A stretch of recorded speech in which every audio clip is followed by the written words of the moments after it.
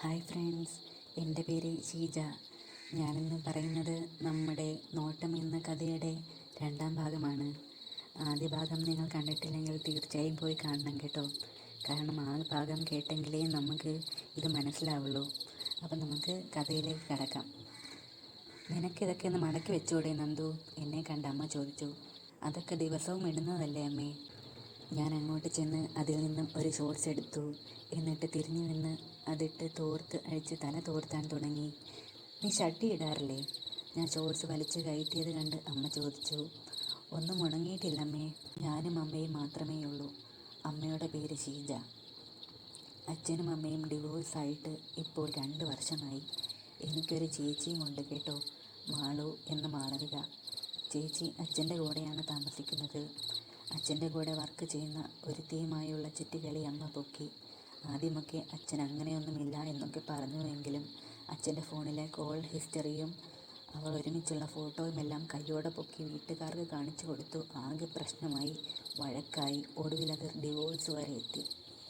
ഒടുവിൽ ഞാൻ അമ്മയുടെ കൂടെയും ചേച്ചി അച്ഛൻ്റെ കൂടെയുമായി. ചേച്ചിയെ ഞാനും അമ്മയും ഞങ്ങളുടെ കൂടെ വരാൻ നിർബന്ധിച്ചു എങ്കിലും ചേച്ചി അച്ഛൻ്റെ കൂടെ പോയി. ഉണങ്ങിക്കിട്ടിയതാണെങ്കിൽ നീ കാരണം നനഞ്ഞില്ലേ? നാളെ എന്തു ചെയ്യുമോ ആവോ? നാളെ ഞായറാഴ്ചയല്ലേ? നീ മിണ്ടരുത് കേട്ടോ. നാളെയും മഴയാണെങ്കിൽ എന്തു ചെയ്യും? ഞാൻ പിന്നെ ഒന്നും മിണ്ടിയില്ല. അമ്മ വീണ്ടും തുണി മടക്കൽ തുടർന്നു. ഉള്ളിലൊന്നുമില്ലാത്തത് കൊണ്ട് ഓരോന്നും ചെയ്യുമ്പോൾ തുളുമ്പി കളിക്കുന്ന അമ്മയുടെ മാമ്പഴങ്ങളും കിടക്കയിലിരിക്കുമ്പോൾ വലിഞ്ഞു മുറുകി നൈറ്റിയിൽ ഒട്ടി നിൽക്കുന്ന അമ്മയുടെ കൊഴുത്ത പിന്നഴകും എനിക്ക് നോക്കാതിരിക്കാൻ കഴിഞ്ഞില്ല. അല്പം കഴിഞ്ഞപ്പോൾ എഴുന്നേറ്റ് മടക്കിയ ഡ്രസ്സ് കബോർഡ് തുറന്ന് അതിലേക്ക് വെച്ച് അമ്മ താഴേക്ക് പോയി. അമ്മ പോയപ്പോൾ ഞാൻ ഫോണിൽ നോക്കിയിരുന്നു. സമയം പോയതറിഞ്ഞില്ല. ഫുഡ് കഴിക്കാൻ അമ്മ വിളിച്ചപ്പോൾ ഞാൻ താഴെ ഇറങ്ങി അടുക്കളയിലേക്ക് ചെന്നു. എൻ്റെ പേര് നീരജ്. നന്ദു എന്ന് വിളിക്കും. വീട്ടിൽ അല്ലെങ്കിലും പെൺകുട്ടികൾക്ക് അച്ഛനോടാണ് കൂടുതൽ ഇഷ്ടമെന്ന് പറയുന്നത് കേട്ടിട്ടുണ്ട്. പക്ഷേ അമ്മയെ വിഷമിപ്പിച്ചത് കൊണ്ട് എനിക്കും അച്ഛനെ അത്ര ഇഷ്ടമല്ല ഇപ്പോൾ. മറ്റൊരു രീതിയിൽ നോക്കുമ്പോൾ അച്ഛൻ തന്നെ അമ്മയെ ഉപേക്ഷിച്ച സ്ഥിതിക്ക് അമ്മ വേറെ ഒരു ബന്ധത്തിന് 2 വർഷത്തിപ്പുറം ചിന്തിക്കാത്ത പക്ഷം എൻ്റെ സ്വപ്നമെങ്ങാനും നടന്നാൽ, എനിക്ക് അമ്മയെ സ്വന്തമാക്കാൻ കഴിഞ്ഞാൽ ഓർക്കുമ്പോൾ തന്നെ എന്തോ കുളിരി കോരുന്നു. 2 പേരും പ്രായപൂർത്തിയായതുകൊണ്ട് ആരുടെ കൂടെ നിൽക്കണം എന്നത് ഞങ്ങളുടെ ചോയ്സായിരുന്നു. ഞാനും ചേച്ചിയും വല്ലപ്പോഴും കാണാറും വിളിക്കാറുമൊക്കെയുണ്ട്. ചേച്ചി അച്ഛൻ്റെ കൂടെ പോയത് അമ്മയ്ക്കൊട്ടും പിടിച്ചിട്ടില്ല. ഡിവോഴ്സ് ഏറ്റവും ആഗ്രഹിച്ചത് അമ്മയായിരുന്നെങ്കിലും പിരിഞ്ഞതിന് ശേഷം ഏറ്റവും മെൻ്റലി ഡൗൺ ആയതും അമ്മ തന്നെയായിരുന്നു. അമ്മയുടെ കഴിവുകേട് കൊണ്ടാണ് അച്ഛൻ വേറെ ഒരുത്തിയുടെ കൂടെ പോയത് എന്നാണ് ബന്ധുക്കളും നാട്ടുകാരും പറയുന്നത്. അതിനുശേഷം അമ്മയുടെ സ്വർണം വിറ്റു. കുറച്ച് അമ്മയുടെ വീട്ടുകാർ സഹായിച്ചു. ഞങ്ങൾ വേറെ ഒരു വീടും സ്ഥലവും വാങ്ങി അവിടെയാണ് താമസം. അമ്മയ്ക്ക് ജോലിയുള്ളത് കൊണ്ട് സാമ്പത്തികമായി യാതൊരു പ്രശ്നവുമില്ല. ഇപ്പോൾ എനിക്ക് അമ്മയും അമ്മയ്ക്ക് ഞാനും മാത്രമേ ഉള്ളൂ ഇവിടെ. അമ്മയാൾ കുറച്ച് സ്ട്രിക്റ്റാണ്. എന്നാലും അമ്മയെയാണ് എനിക്കിഷ്ടം. എന്നാൽ അച്ഛനോടാണ് ചേച്ചിക്ക് അടുപ്പം കൂടുതൽ. അമ്മയുമായി വഴക്ക് തുടങ്ങിയതിന് ശേഷം അച്ഛൻ പിന്നെ എന്നെ അധികം ശ്രദ്ധിക്കാതെയായി. എൻ്റെ കൂടെ സമയം ചെലവിടുന്നതൊക്കെ കുറഞ്ഞു. അമ്മ പലപ്പോഴും റൂമിലിരുന്ന് കരയുന്നത് ഞാൻ കണ്ടിട്ടുണ്ട്. അപ്പോഴൊക്കെ എനിക്ക് വിഷമം തോന്നി. ഞാൻ അമ്മയുടെ കൂടെ പോയിരിക്കും. സമാധാനിപ്പിക്കാൻ എന്ത് പറയണം എന്നൊന്നും എനിക്കറിയില്ലായിരുന്നു. പക്ഷേ അമ്മയുടെ കൂടെ ഇരിക്കുമ്പോൾ അമ്മയ്ക്ക് അത് റിലീഫാണെന്ന് എനിക്ക് തോന്നിയിട്ടുണ്ട്. അമ്മയോട് കൂട്ടാണെങ്കിലും നല്ല ക്ലോസ് ആണെന്നൊന്നും പറയാൻ പറ്റില്ല. ഞാൻ കുറച്ച് ഇൻട്രോവേർട്ടഡ് ആണ്. അമ്മയും അതെ. എനിക്ക് അമ്മയുടെ ജീനാണെന്ന് തോന്നുന്നു കിട്ടിയത്. എനിക്കാണെങ്കിലും അമ്മയ്ക്കാണെങ്കിലും പുറത്തധികം കൂട്ടുകാരൊന്നുമില്ല. വിരലിൽ എണ്ണാവുന്നവർ മാത്രം. അമ്മ ജോലി കഴിഞ്ഞ് നേരെ വീട്ടിലെത്തും. കറങ്ങി നടക്കാൻ കൂട്ടുകാരൊന്നുമില്ലാത്തത് കൊണ്ട് ഞാനും വീട്ടിലെത്തും. എന്നിട്ട് പഠിക്കാനുണ്ടെങ്കിൽ പഠിക്കും, ഇല്ലെങ്കിൽ ഗെയിം വല്ലതും കളിക്കും. ചേച്ചിയും അച്ഛനെയും ചിലപ്പോഴൊക്കെ ഞാൻ മിസ് ചെയ്യാറുണ്ട്. അച്ഛനുള്ളപ്പോൾ ഞങ്ങൾ അടിച്ചു പൊളിച്ച് ഷോപ്പിങ്ങിനും ബീച്ചിങ്ങിനും ഒക്കെ പോകുമായിരുന്നു. എല്ലാവരും ഒരുമിച്ച് പോകുമ്പോൾ എന്ത് രസമായിരുന്നു. ഇങ്ങനെയൊന്നും സംഭവിച്ചില്ലെങ്കിൽ ഇപ്പോഴും എല്ലാവരും ആ വീട്ടിൽ സന്തോഷമായി അടിച്ചു പൊളിച്ച് കഴിയുന്നുണ്ടാവുമായിരുന്നു. ആദ്യത്തെ വീട്ടിൽ കമ്പ്യൂട്ടറും ഇൻ്റർനെറ്റ് കണക്ഷനും ഉള്ളതുകൊണ്ട് ചെറുപ്പത്തിലേ ഞാൻ കമ്പ്യൂട്ടർ ഉപയോഗിക്കാൻ മിടുക്കനായിരുന്നു. അങ്ങനെ ഒരു ദിവസം അറിയാതെ എന്തോ ലിങ്കിൽ ക്ലിക്ക് ചെയ്ത് ഒരു സൈറ്റിൽ ചെന്ന് കിട്ടു.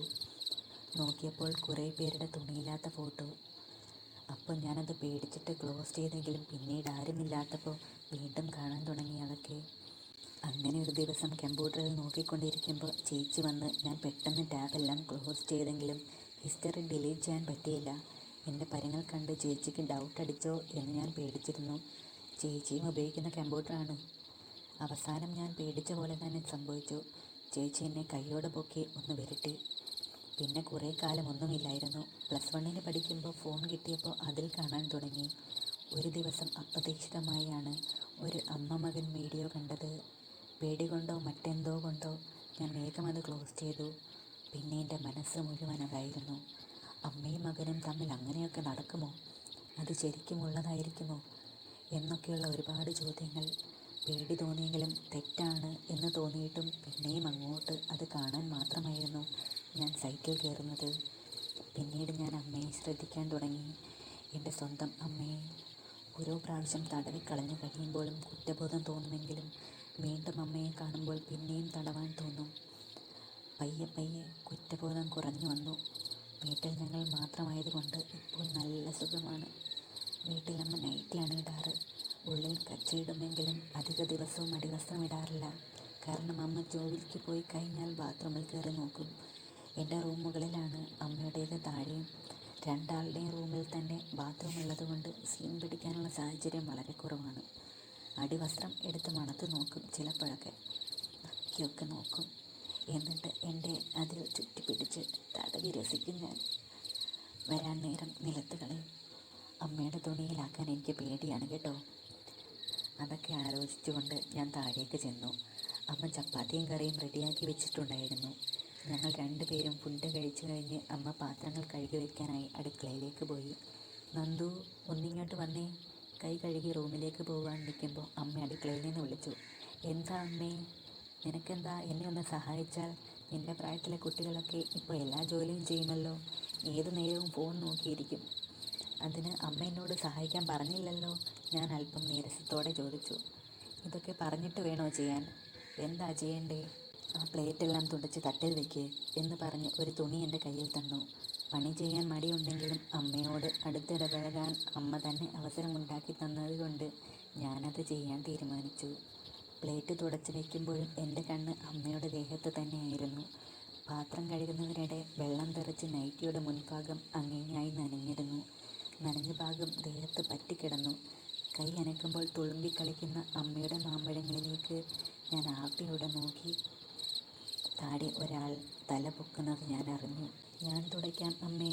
എൻ്റെ പൊങ്ങി നിന്ന കുഞ്ഞിനെ കാണാതിരിക്കാൻ സ്ലാബിൽ ചാരിയായിരുന്നു ഞാൻ നിന്നിരുന്നത്. അവിടെ നിന്ന് മാറാൻ മടി കാരണം ഞാൻ പറഞ്ഞു, അച്ചോടാ, അത്രയ്ക്കൊന്നും ആത്മാർത്ഥത വേണ്ട, ഇത്രയൊക്കെ മതി, മോൻ മാറിക്കോ. വേണ്ട അമ്മേ, ഞാൻ തുടച്ചോളാം, അമ്മ പൊയ്ക്കോ, ഞാൻ വാശി പിടിച്ചു. നന്ദു, ദേ അമ്മയെ ദേഷ്യം പിടിപ്പിക്കല്ലേ, മാറി നിൽക്ക്. ഒരുപാട് പറഞ്ഞിട്ടും ഞാൻ മാറിയില്ല. ഒടുവിൽ തുടച്ച പ്ലേറ്റ് തന്നെ പിന്നെയും തുടച്ച് അമ്മയെ കണ്ണെടുക്കാതെ നോക്കി നിൽക്കുന്നത് കണ്ട് അമ്മ എന്താ എന്ന രീതിയിൽ പിരികമുയർത്തിക്കൊണ്ട് ഒന്ന് മൂടി. ഞാൻ പെട്ടെന്ന് ഒന്നുമില്ല എന്ന് ആംഗ്യം കാണിച്ച ശേഷം നോട്ടം മാറ്റി. ഇനി അവിടെ നിന്ന് മാറിക്കോ, സ്ലാബ് തുടച്ചാൽ പണി കഴിഞ്ഞു എന്ന് പറഞ്ഞ് അമ്മ എൻ്റെ കയ്യിൽ നിന്ന് തുണി വാങ്ങിച്ചു. അമ്മ ആ തുണി ഇങ്ങ് തന്നേ എന്ന് പറഞ്ഞ് അമ്മയുടെ കയ്യിലെ തുണി വാങ്ങാൻ ഞാൻ കൈ നീട്ടിയതും അമ്മ കയറി വന്ന് എന്നെ തള്ളി മാറ്റാൻ നോക്കിയതും ഒരുമിച്ചായിരുന്നു.